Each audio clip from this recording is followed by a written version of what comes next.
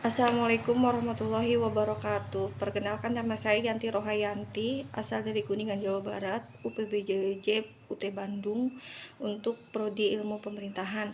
Izinkan saya untuk menjawab pertanyaan tugas tutorial online mata kuliah logika dalam video ini. Yang pertama, untuk pertanyaan pertama yaitu tem pada hakikatnya terbagi menjadi banyak jenis. Sebut dan jelaskan 3 dari macam term tersebut, sertakan contohnya juga.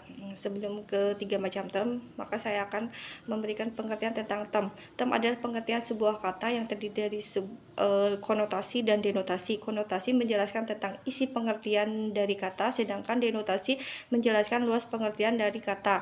Ada 3 macam term. Yang pertama yaitu term berdasarkan konotasi, yang kedua term berdasarkan denotasi, yang ketiga term berdasarkan predikamen.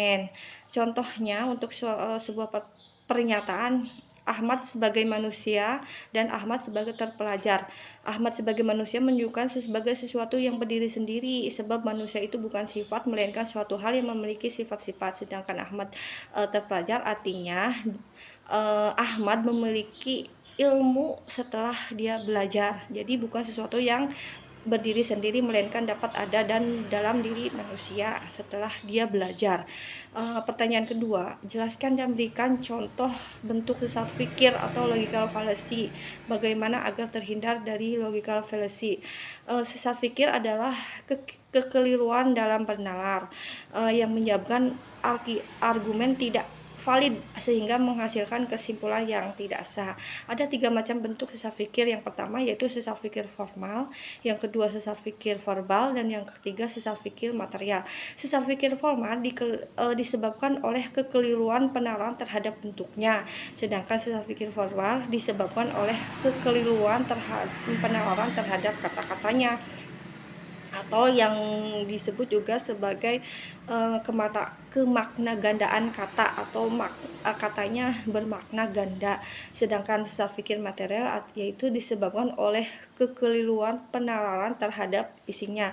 Contohnya yaitu untuk sesat material, semua orang setuju bahwa hukuman mati untuk koruptor itu harus, sedangkan koruptor itu dihukum mati, maka itu pasti keputusan yang benar. Secara bentuk formal kalimat itu sudah tepat, tapi premis mayornya salah, karena pada kenyataannya semua koruptor yang ada di Indonesia tidak pernah dihukum mati, sehingga kesimpulan yang ditarik menjadi salah. Dengan demikian, jika salah satu isi dari premis salah, maka dipastikan kesimpulan pun sesat.